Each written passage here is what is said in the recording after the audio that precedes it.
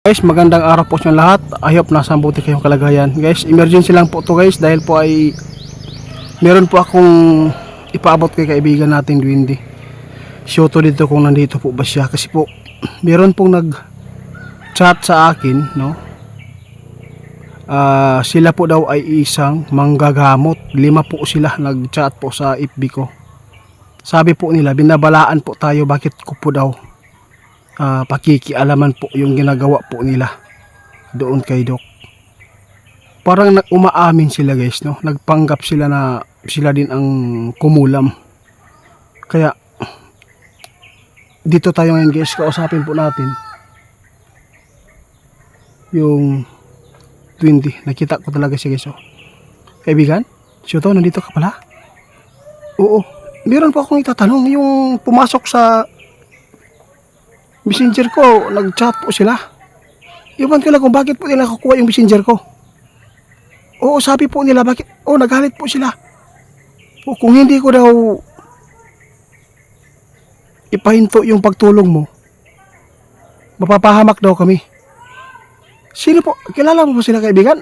Magkukulam po ba sila o sila ba ang gumulam? Diba sabi po ninyo, hindi po kinulam si Doc.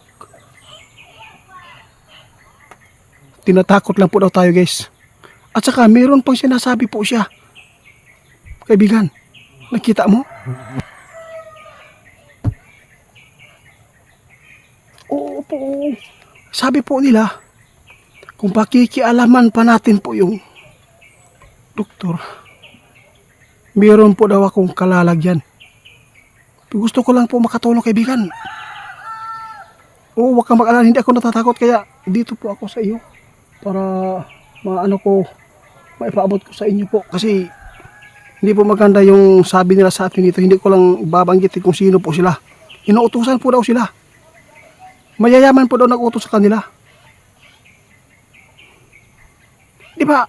Sure ba kaibigan? Nakita mo talaga na walang foul play sa kulang po yung nangyari kay Doc? Sige, salamat po. Ano po yan? Meron ka nakita kay Doc ngayon? Bakit anong nangyari sa kanya? Hala ka? Totoo kaibigan? Nakita mo talaga? Pinuntahan mo agad? Salamat po kaibigan. Maraming salamat. Guys, meron pong ipinapaabot si kaibigan natin si Yuto. Medyo daw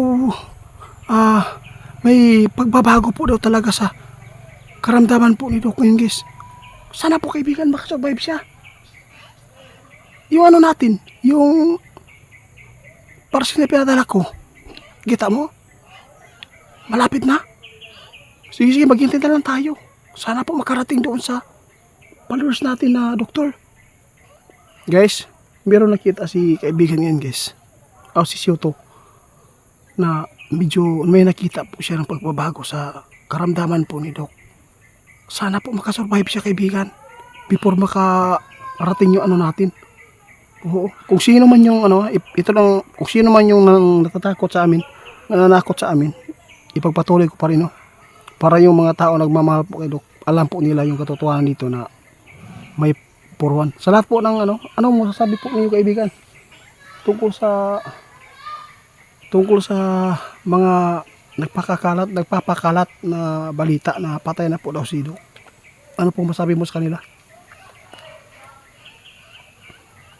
Oo nga, tama po kayo. Sabi ni po Shutok, sa lahat po ng naggawa-gawa ng story, napatay na daw si Doc.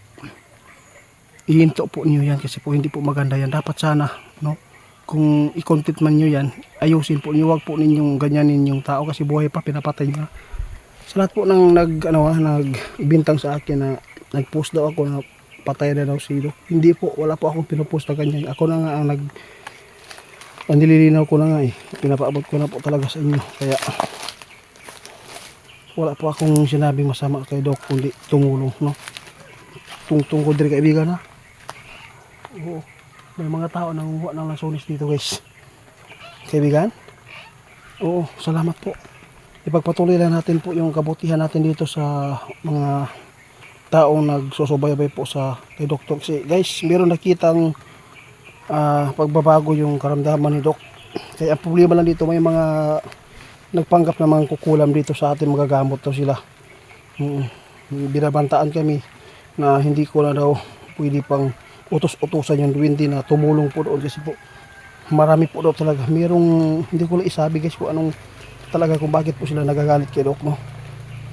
Sinachat po ila tayo. Iwan ko lang kung bakit sila nakapasok sa FB natin. No? Umuulan na kaibigan. Oo. Kumusta po yung alay po ninyo? Bakit nawala na po yung kan dito? Yung may nanguha ba dito? Wala na lagi itong cake o itong kuhan. Kinuha ng mga bata.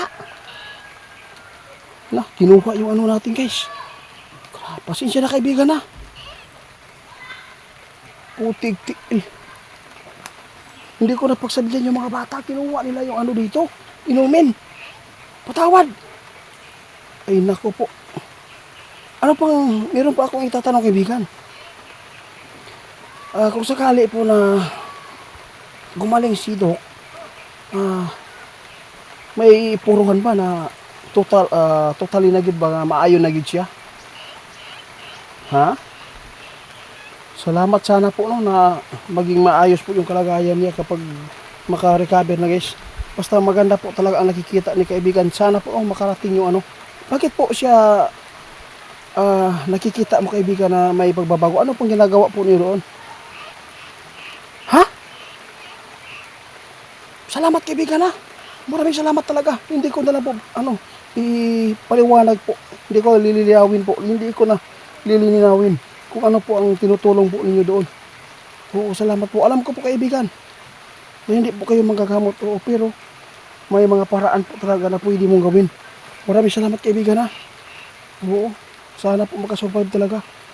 Malaking tulong yan si Doc kapag makarecover yan kasi maraming Pilipino na mahirap ay matutulungan yan. Sino man yung mga tao na galit po sa kanya, ipagdasal lang po ninyo na maging maayos po kasi buhay lang yan eh. Huwag po ninyong i-kambyo ang material na bagay po dito sa mundo. Kung pira lang po yung pag hinahabol nyo, hindi yan madadala sa kamatayan. Kaya kung sino man yung baser po, magalit po kay Doc, huwag po yung itanim yan kasi bawal po talaga. Masama po yan. Hindi po talaga maganda po yan. Dapat tulungan ninyo na ipagdasal po, no? Para po ay maging maayos po ang kalagayan po ni